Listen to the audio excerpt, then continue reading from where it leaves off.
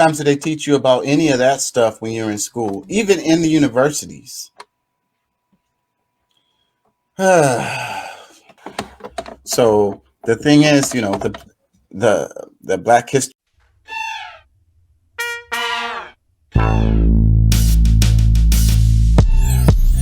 thing, and then it's like the Black struggle or whatever. So then that's another way to divide us, to make us alienate parts of the communities instead of looking at it like working class people, you know, people who went through the struggle, you know, people who don't have trust funds, people who didn't have parents to pay for them to go to college, you know, and that's not a racial thing. One of the things I was really surprised about, I'm a University of Houston student, and the school is mostly white and Asian. You have a significant Black uh, and Latino population there, but it's mostly white, and there's a good amount of Asian community that goes to that school. And then I thought that I was like one of the few ones that was going to school using financial aid and student loans and so forth and so on. But in one of my classes, we started talking about this thing, and these were advanced students. These were people about to graduate. And like I say, most of these people in this class, they were all, I think I was the only Black guy in this particular class. And everybody in that class was on student loans and on financial aid. So these are white people too. So that's the thing. When they talk about the student loan debt and the student loan forgiveness and pushing back against that, and then they like, oh, this overwhelmingly affects brown and Latino people or whatever. And then that's the talking point that also kind of keeps it from being on the table. But guess what? Guess what? It's a whole lot of white people that are freaking on financial aid and student loans who didn't have parents that could had the money to be able to look at the cost of school. I talked to this guy at my job just the other day. He's an older gentleman. He said that when he went to school, he could work a summer job and make the money to pay for next semester. Who can do that now? What job can you work during the summer and make $26,000? Because that's like the average cost of a semester in a major university. There's people who work all year and don't make that. What summer job can you go and make $26,000? But see, that wasn't the cost of school back then. The cost was much, much, much lower. So how were these universities able to turn a profit, do all the things that they did, and provide a quality education to these people without charging them $26,000 a semester? So that just shows that they don't have to do that. It really should be cheaper now, with all the help with everything. And then, the investments in technologies and so forth and so on, it's a scam. All the books that they make you buy, I have a class that's this semester one of them I have to buy a textbook, and I pay for it today, and it was like almost $300. And you have to have this textbook or you will not pass this class, because all of the homework is done online through that textbook, and it's a huge part of your grade. If you don't do that stuff, you literally cannot pass the class. So you cannot pass this class without this textbook. So that's on top of your tuition that you have to pay to be in the class. You have to buy that textbook. But it's another class that I have, and the teacher, she said she doesn't. The professor, she said she's against this whole thing, what they do with the textbook. So we don't have to buy a textbook for her class. She puts all PDFs online for all of the readings that we have to do. We don't have to pay anything, because she said she doesn't like that system and how they do it. And I was like, cool, bet, I don't know, maybe this is the first class I've ever taken that you don't have to buy textbooks. There was one class I took. It was another anthropology class, and we had to do a whole lot of reading in that class. I mean, like, it was like, I don't know, 8-10 books or something that we had to buy. You don't necessarily have to buy them. However, you can acquire them. You have to have those books because you have to write, about them and so forth and so on. So you got to have some kind of access to them. For me, I'm just going to buy it because it's too much stress to look for the books or borrow them or just read only while you're in the library, if they're available in the library. And that really makes it a lot more difficult. So for me, I'm just gonna buy them. That's just how I do everything. I just pay up front. It makes my life easier. I'm not organized enough to be able to do it any other way. So, and when I first started college, there was these classes that I had to take, like the basic type classes, you know, and they force you to buy these books, and each class is like two, three, maybe four books that you have to buy, and then by the end of the semester, you only used one of them, maybe two of them. The other two books just sat there. We didn't use them at all, but they were on the list of books that you had to have for the class. So freaking rip. Let me read the caption. Jimmy Dore's caption. It says, each year, the Martin Luther King Jr. holiday celebrations in the United States feature peons from leaders who tend to sanitize the civil rights leaders' beliefs, glossing over his student anti-capitalist, pro-union, anti-war positions. Strident anti-capitalist, pro-union, anti-war positions. As the Revolutionary Blackout Network's Nick Cruz notes, some of the worst offenders are the modern-day African-American leaders like Barack Obama, Hakeem Jeffries, and Jim Clyburn, who will wrap themselves and the neoliberal policies in the MLK mantle, even though he himself would never support anything of the kind. Yeah, I think the MLK would have called out these people. It's hard to say, though. They killed him, so we don't know. We'll never know.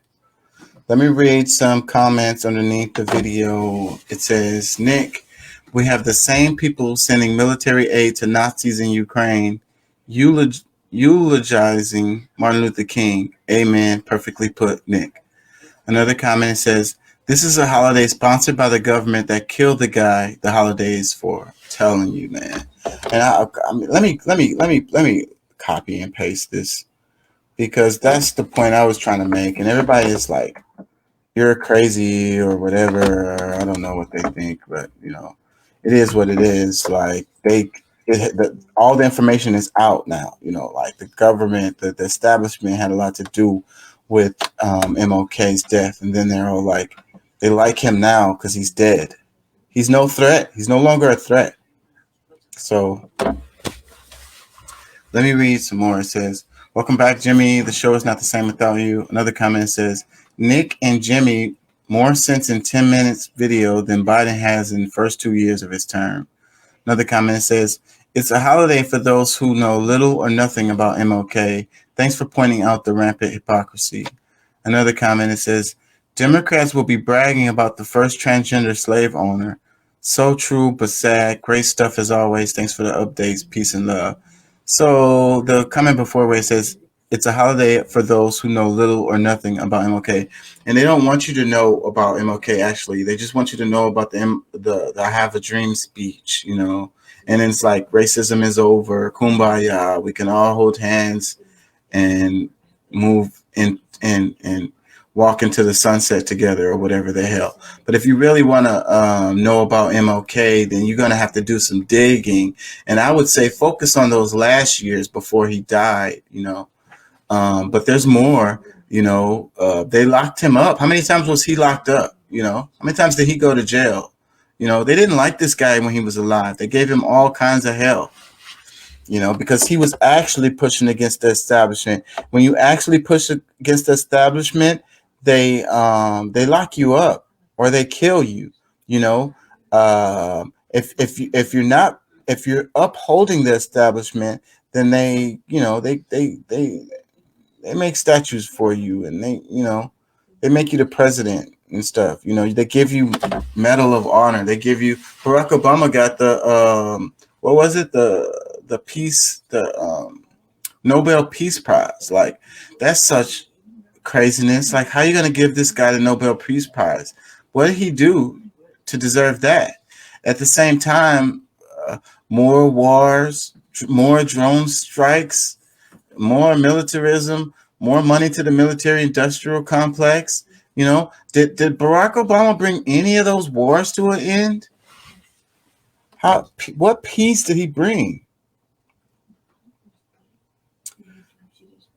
Let me read some more comments. It says, watching Jimmy smile while Nick from Revolutionary Blackout Network was talking facts made me happy. What a powerhouse these two channels could be if they work together. Revolutionary Blackout Network. Do I even have them? Let's check.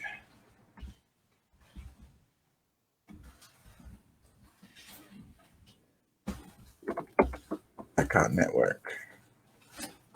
Oh, let's go ahead and subscribe. I'll check them out later. Happy Martin Luther King Day, everybody. How are you? So I really liked some of the comments that guy made. So hopefully his stuff is good on his channel. I'll check it out later. Let me see a couple more comments.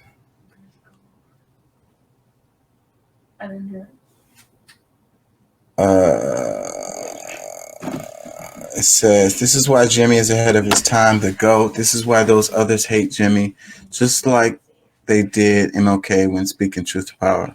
Another comment, it says, I think the autobiography of Malcolm X should be required reading for all high school students. I put MLK in a whole different light. Yeah, because when you just focus on the I have a dream speech and that's it, then you don't really understand MLK. You don't know what it was all about. And you also have to understand the context of the civil rights movement, what was going on, the Vietnam War. That's what I say about teaching history. You can't just focus on one little point and think that you really understand what the hell was going on. You have to look at it in context.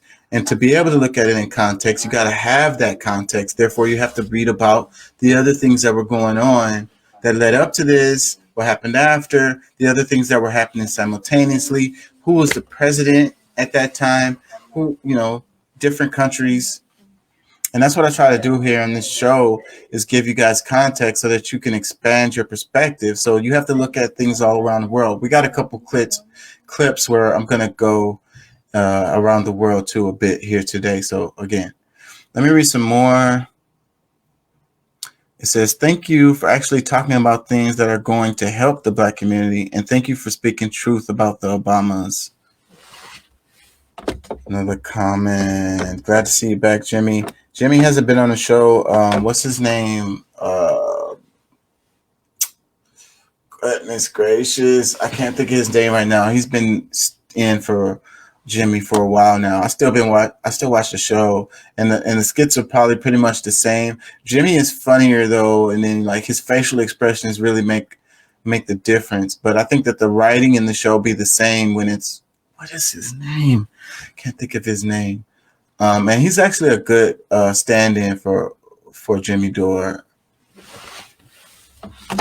Jimmy must have been sick or something. They're probably not gonna tell us. He's been struggling with some health issues. Let me read some more. It says, how refreshing, Jimmy. I don't participate even though I knew MLK, entertained him for dinner, participated in the last segment of the Selma March, helped Coretta prepare her home for an Andrew Young fundraiser, and had my children's lives threatened due to fighting for equality. After Martin was killed, I couldn't hear him speak without crying. What pisses me off is the capture of the moment by the controllers and the use of Martin's message to support the status quo and create inequality and prejudice. Your guest has his eyes and heart open. Another comment. I love you and the guest. I was born 3 days after MLK was assassinated.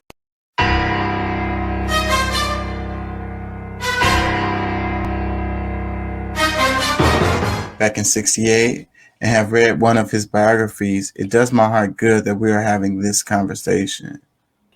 This one keeps popping up right here, and it's kind of on the topic too that we're already talking about.